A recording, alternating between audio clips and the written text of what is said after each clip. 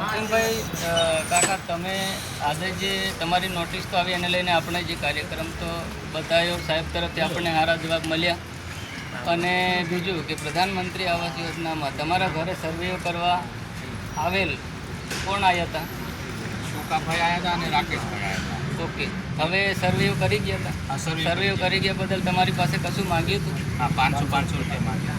500 રૂપિયા માંગ્યા? એટલે હે ના કહેતા હતા એ કહેતા હતા કે ઘોઘંબા તાલુકાની અંદર આપણને બધાને તાલુકા સાહેબને આપવાના છે તાલુકામાં, એમ કહી આપણે ઉઘરાણી કરી. બરાબર. દાદા તમારી પાસે પણ લીધા હતા? હા બરાબર લીધા. હા મને બરાબર. હવે મારી તરફથી જે ઘર સાહેબ મેં પેલું આલેલું તે 12,000 રૂપિયા આલીને મોકલે. 10મા વર્ષમાં 11મા વર્ષ મને એ નોટિસ આવી. બીજું ઘેર મેં લીધું લીમડે કે ઘર સાહેબ મારે હતું કે લીધું ને પાડ્યા તો એ નોટિસ આવી એટલે મારે આ ગામને મારે જાહેરાત કરવાની.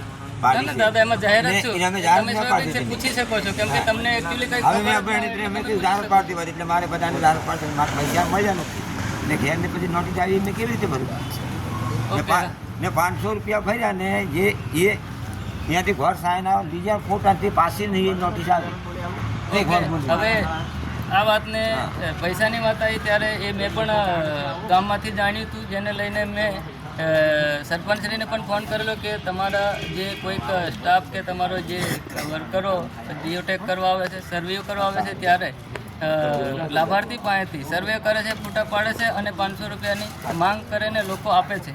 આવી વાત મને જાણ થતાં મેં સરપંચશ્રી પર પણ ફોન કરેલ હતો કે તમે આ બાબતે જરા ગામમાં ધ્યાન આપો, કેમ કે આપણે જે અમુક લોકો આપણા ઉપર વિશ્વાસ કરેલ છે અને વિશ્વાસના આધીન આપણે આટલા વર્ષથી સત્તામાં સરપંચ તરીકે પદ બજાવીએ છીએ, તો આવી રીતના લોકો તમારું નામ બદનામ કરશે.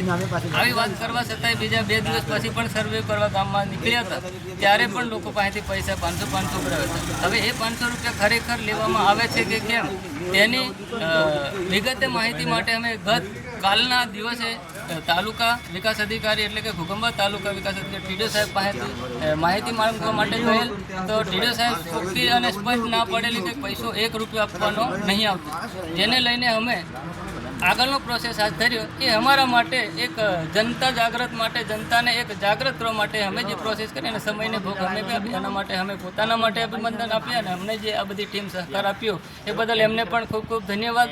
જોહાર, જય આદિવાસી, જય સંવિધાન.